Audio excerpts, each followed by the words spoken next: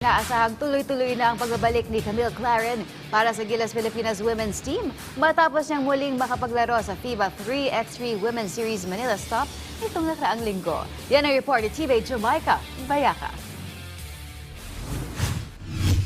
Umaasa si Gilas Pilipinas Women's standout Camille Claren na magtutuloy-tuloy ang paglalaro sa koponan matapos ang higit isang taong pagkakapahinga mula sa injury.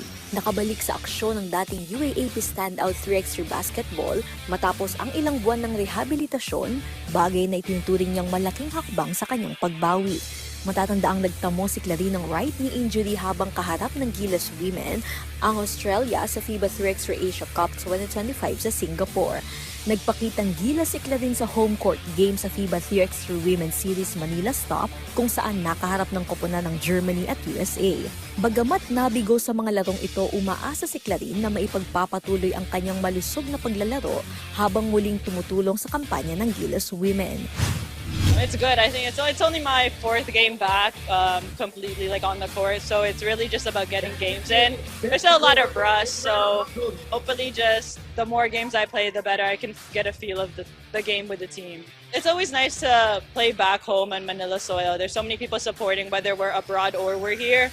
And especially with all the success that the team has been having, I think people are starting to recognize and starting to support, so it's good to see. Sa kabila ng kanyang pagliban noon, nagpatuloy ang magandang takbo ng koponan kabilang ang pagkwalipika para sa FIBA 3x3 World Cup at silver medal finish sa 2026 Asian Beach Games nitong Abril. Ayon kay Claren, patuloy na pinapalakas ang kanyang kondisyon habang suportado ang team para sa mas malalaking torneo gaya ng World Cup na gaganapin sa Warsaw, Poland mula June 1 to 7.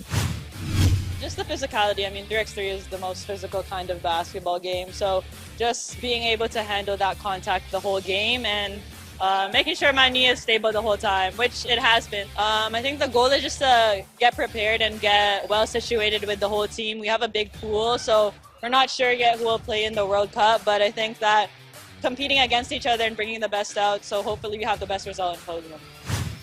Jamaica Bayaka para sa atletang Pilipino, para sa bagong Pilipinas.